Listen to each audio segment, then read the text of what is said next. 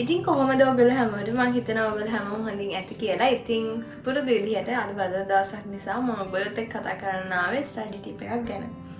අද මම ඔයගොල්ලොත් එක්ක කතා කරන්න හිතුවේ හුඟක් නංගිලා මල්ලිලා මගෙන් අහපු ප්‍රශ්නයක්. කියන්නේ පේජ් එකට නිතර ආපු මෙසේජ් එකක් තමයි අක්කේ කොහොමද ෂෝට් නෝට්ස් ගහන්නේ කියන දේ.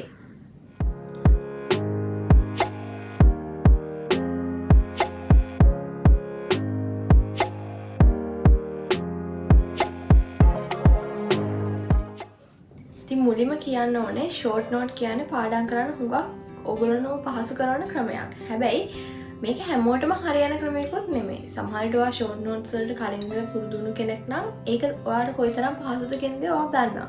හැබැයි සමහර විට ඔයා ෂෝට් නෝට්ස් වලට පුරුදු වුණු කෙනෙක් නෙමෙයි නම් මේකට ඔයාලට පුරුදු වෙන්නේ යම්කිසි කාලයක් යනවා. ඒතකොට මම හැමෝටම ෂෝට් නෝට්ස් වලට පුරුදු වෙන්නම කියලා සජෙස්ට් කරන්නේ නැහැ. හැබැයි ළඟදී ඔයාට විභාගයක් නැත්නම් ඔයා try කරලා බලන්න පුළුවන් මේ short notes කියන ක්‍රමය ඔයාට ගැලපෙනවද නැද්ද කියලා.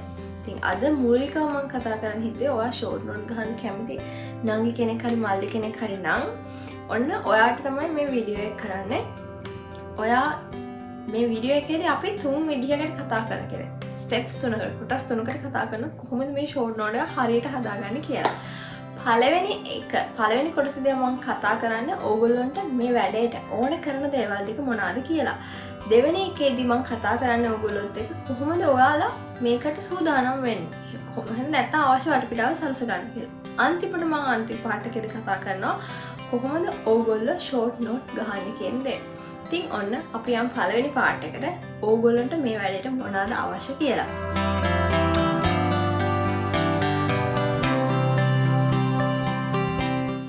අපි දැන් මුලින් බලමු අපේ මේ වීඩියෝ එකේ පළවෙනි කොටස. ඒ කියන්නේ ඕගොල්ලන්ට අවශ්‍ය දේවල් මොනවාද කියන දේ. මේකෙදි ඕගොල්ලන්ට දේවල් කීපයක් අවශ්‍ය වෙනවා. දැන්ටමත් අනිවාර්යයෙන් මේ දේවල් ඔයගොල්ලෝ ගාව ඇති. ඉතින් බලමු මේ මොනවාද කියලා. ඕගොල්ලෝ A4 හරි full scap කොළ ටිකක් හරි ගන්න. කියන්නේ ඕගොල්ලෝ ගාව තියෙන මොනවා හරි කමන්නේ කොළ ටිකක් අරගන්න. ඊට පස්සේ ඕගොල්ලෝ කරන්න ඕනේ ඔයා short notes ගහන්න යන විෂයට අදාළව ඔයා ළඟ තියෙන සියලුම පොත්පත් ටික ඔයාගේ ගාවට ගන්න. ඒ කියන්නේ O level කරන කෙනෙක් නම් ඔයාගේ ක්ලාස් පොත්, ස්කෝලේ පොත්, අච්චු පොත්.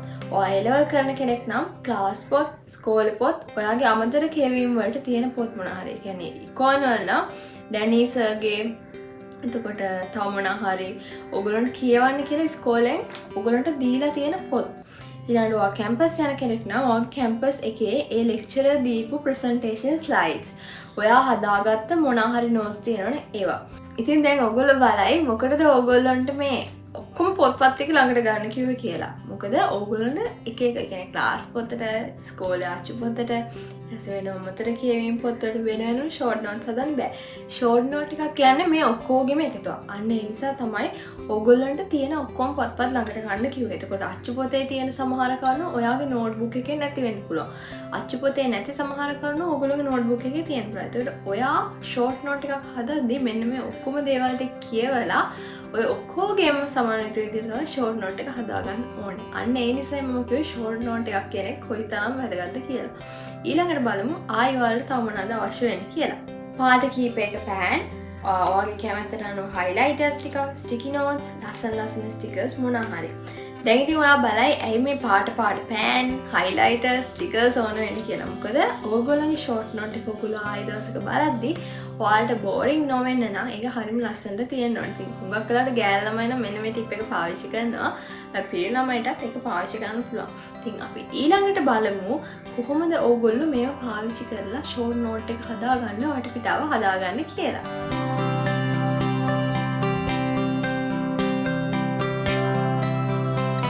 ඔයාගේ එක විෂයකට අදාළ එක පාඩමක් අපි අරගමු. මේක පැහැදිලි වෙන්න මම ඕගොල්ලන්ට උදාහරණයකින් කියන්නම්. උදාහරණයකට අපි ගමු A level ආර්ථික විද්‍යාව පාඩම. ඔයාගේ පළවෙනි පාඩම ගන්න. හිතන්නකෝ ඒ ආර්ථික විද්‍යාව හැඳින්වීම කියලා. ඊළඟට ඔයා කරන්න ඕනේ ඒකට අදාළව ඔයා ළඟ තියෙන ඔක්කොම නෝට්ස් ටික ගන්න. අර මම කලින් කිව්වා වගේ ස්කෝලේ නෝට්ස්, ක්ලාස් එකේ නෝට්ස්, හරි ටියුට් එහෙම නැත්නම් ඩැනින්සර්ගේ පොත සමහරට මීට වඩා දේවලුත් ඕගොල්ලෝ ගාව තියෙන්න පුළුවන්. සමහරට යාළුවන්ගේ නෝට්ස් මොනවා හරි පත්තරවල වල තිබ්බේවා ඒ ඔක්කොම ටික ගන්න. ඊළඟට ඔයා පිළිවෙලට ওই ටික කියවගෙන යන්න. හරියටම දාලා අදහසක් ඕගොල්ලෝගේ ඔළුවට එන විදිහට.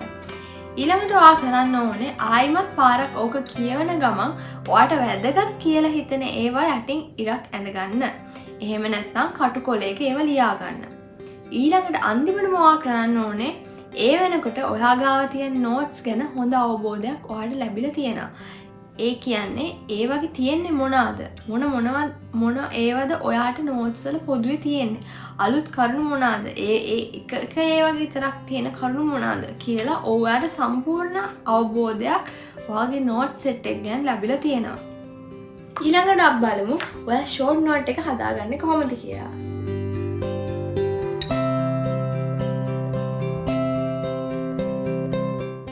මුලින්ම කරන්න ඕනේ ඔයා ගන්න A4 එකේ හරි ෆුල් ස්කැප් එක හරි දෙකට මැද්දෙන් නමා ගන්න ඕනේ. මම නම් ෆුල් ස්කැප් එකක් නෙමෙයි A4 එකක් ගත්තේ. මොකද මං ගා A4 ටිකක් වැඩිපුර තියෙන නිසා මෙහෙම හරි මැද්දෙන් නමා ගන්න. ඊළඟට මම ඔයගොල්ලන්ට උදාහරණයක් විදිහට පෙන්නන්න ගන්නේ මං ගාව තියෙන මං ක්ලාස් කරපු නිසා O level අච්චුපොත, ඒ කියන්නේ 10 වසර අච්චුපොත, ඒ අච්චුපොත ළඟට ගන්න. ඒත් එක්කම පාට පෑන් කීපයක් ඉරි පෑනුත් එක්ක ළඟට අරගන්න. ඊළඟට බලමු කොහොමද ඔයා ෂෝට් නෝට් එක ගහන්න ඕනේ කියලා. මේකෙදි නම් මම හයිලයිට් කරපු විෂය කරුණු තියෙනවා. බලමු මේ පාඩම ව්‍යාපාරය පිළිබඳ මූලික පදනම. මේ 10 වසරේ කොමර්ස් වල පළවෙනි පාඩම ව්‍යාපාර පසුබිම කියන එක. ඒකෙදි අපි මෙන්න මේ ටික ගත්තොත් මෙතන ඉඳලා මේ ටික අරගත්තොත් මේකෙදි මම හයිලයිට් කරලා තියෙන්නේ මම අර කලින් කිව්වා වගේ මට වැදගත් කියලා දැනුණු දේවල්. එතකොට මෙතනදී මම හයිලයිට් කරලා තියෙනවා බාටර් ක්‍රමය කියන එකේ නිර්වචනය, ඊට ව්‍යාපාරයක් කියන එකේ නිර්වචනය, ව්‍යාපාර අරමුණු කියන එකේ නිර්වචනය, ඊට පස්සේ ව්‍යාපාර අරමුණු මොනවාද?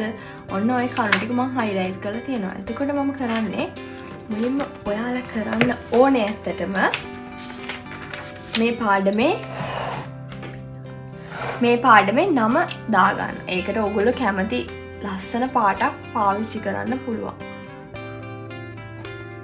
ව්‍යාපාර පසුබිම. මගේ සිංහල අකුරු වැඩි ලස්සන නැතුව ඇති. ඒක ගැන හිතන්න එපා. ඊළඟට අපි බලමු මේක පළවෙනි එකේ පළවෙනි අණු කොටස. ව්‍යාපාර පිළිබඳ මූලික පදනම. ඊළඟට දැන් ඔයාලට කරන්න තියෙන්නේ ඕගොල්ලන්ගේ සාමාන්‍ය පෑනෙන් එක්ක තරුවක් දාලා මම පළවෙනි නිර්වචනය ලියා ගන්නවා. බාටර් ක්‍රමය. ඔය විදිහට මම නිර්වචන ලියනවා. ඊළඟට මම යනවා ව්‍යාපාර සංකල්පය කියන එකට. ඒකෙදිත් මම ව්‍යාපාරයක් යනු මොකක්ද කියන එකේ නිර්වචනය ලියනවා. ඊළඟට මම යනවා ව්‍යාපාර අරමුණු. ඒ කියන්නේ මෙන්න මෙතෙන්ට. ඒකෙදි මම මේකෙදි පාරිභෝගිකයෙක්ගේ අරමුණ තමයි මුලින්ම තියෙන්නේ. ඊළඟට මම දාගෙන ලියනවා පාරිභෝගිකයෙක්ගේ අරමුණ.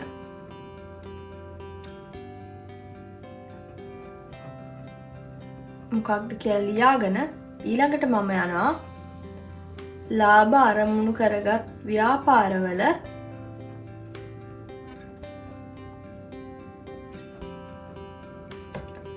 අරමුණු ටික ලියා ගන්න. මේකෙදි මම මෙන්න මේ මූලික කරුණු විතරක් ලියා ගන්නවා. මොකද හේතුව මේක කියවුවට පස්සේ ඔයාට මේක මතක් වෙනවා අනිවාර්යෙන්ම. ඒ කියන්නේ මේ මේන් පොයින්ට් එක දැක්කට පස්සේ ඔයාට අනිවාර්යෙන්ම මෙන්න මේ කොටසත් මතක් වෙනවා. ඒ නිසා අනිවාර්යෙන් මේ වගේ දේවල් වලදී මේ මූලික ප්‍රධාන කරුණු විතරක් ලියා ගන්න අමතක කරන්න එපා. ඔන්න ඔය විදිහට තමයි ඔයා ෂෝට් නෝට් එක හදාගන්න ඕනේ. ඉතින් O level කරන අංගිලා මල්ලට මම පුංචි ටිප් එකක් දෙන්නම්. ඔයගොල්ලන්ට අච්චුපොත් තියෙන විෂයන් වලට අනිවාර්යයෙන් ඔයගොල්ලන්ට හැම විෂයකටම මගේ අච්චුපොත් තියෙනවා. ඉතින් අච්චුපොත් පාඩම් කරන්න පුළුවන් නම් හුඟක් හොඳයි. මොකද අච්චුපොතෙන් පිට සාමාන්‍යයෙන් O level වලට වෙන කොහෙන්වත් විෂය කරුණු විභාගෙට පරීක්ෂා කරන්නේ නැහැ. ඉතින් අනිවාර්යෙන් ඕගොල්ලෝගේ අච්චුපොත කියන්නේ ඕගොල්ලෝගේ පෙළපොත ඕගොල්ලෝ ෆලෝ අප් කරන්න. එතකොට අනිවාර්යෙන් ඕගොල්ලන්ට ඒකකට යන්න පුළුවන් ලකුණු මට්ටමක් ලබා ගන්න පුළුවන්. ඉතින් දැන් ඔන්න ඔයා දන්නවා කොහොමද ෂෝට් නෝට් එකක් හරියටම හදාගන්නේ කියලා. ඉතින් මුලින්ම මේක හරියම සංකීර්ණ ක්‍රියාවලියක් වගේ ඕගොල්ලන්ට තේරුණා. හැබැයි කාලයක් යද්දී ඕගොල්ලන්ට තේරෙන්න ගන්නවා මේක හරියම ලේසියි කියලා. ෂෝට් නෝට් ගන්න එකේ වාසි කිව්වොත් ඕගොල්ලන්ට කියන්නේ සම්පූර්ණ විෂය සිලබස් එක කියන්නේ විෂය කාණ්ඩ ටික ආවරණය කරගන්න පුළුවන්කමක් ඔයගොල්ලන්ට ලැබෙනවා. ඒත් එක්කම ඔයගොල්ලන්ට හැමදේම ගැන කියන්නේ ෂෝට් නෝට් එකේ තියෙන දේවල් ඔයාලා හදන්න අච්චු පොත්, එතකොට ක්ලාස් එකේ ටියුට්ස්, එතකොට වෙන අමතරකේ ඔය ඔක්කොම ටික බලලා තින්. ඒකට ඔයගොල්ලන්ට පුළුල් අවබෝධයක් ලැබෙනවා.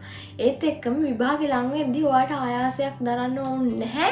ඔයගොල්ලෝගේ නෝට්ස් පාවිච්චි කරන්න. කියන්නේ නෝට්ස් වල තියෙන හොයන්න, අරක හොයන්න, මේක හොයන්න ඔයාලට ආයාසයක් ගන්න ඕනේ නැහැ. මොකද ඔයාගේ ෂෝට් නෝට් එකේ දැනටමත් ඒ හැමදේම අඩංගු වෙලා තියෙනවා. ඉතින් අනිවාර්යයෙන්ම ඔය ෂෝට් නෝට් ගහන්න හිතාගෙන ඉන්නා නම් එදා දවසේ නෝට්ස් වලට අදාළව එදා දවසේ ෂෝට් නෝට් එකක් හදාගන්න. මොකද එතකොට ඔයාට ඔයාගේ වැඩ ටික කරගෙන යන්න හරිම ලේසි වෙයි. ඉතින් ඊළඟ සතියේ අපි තවත් වීඩියෝ එකකින් හම්බ වෙනකම් ඔයගොල්ලෝගේ පාඩම් වැඩ ටික හොඳට කරගන්න. අපේ Study with Gimi YouTube channel එක subscribe කරන්න තාමත් බැරි වුණා නම් ඉතින් subscribe කරන්න. ඔයගොල්ලෝ හැමෝටම සුබම සුබ දවසක්.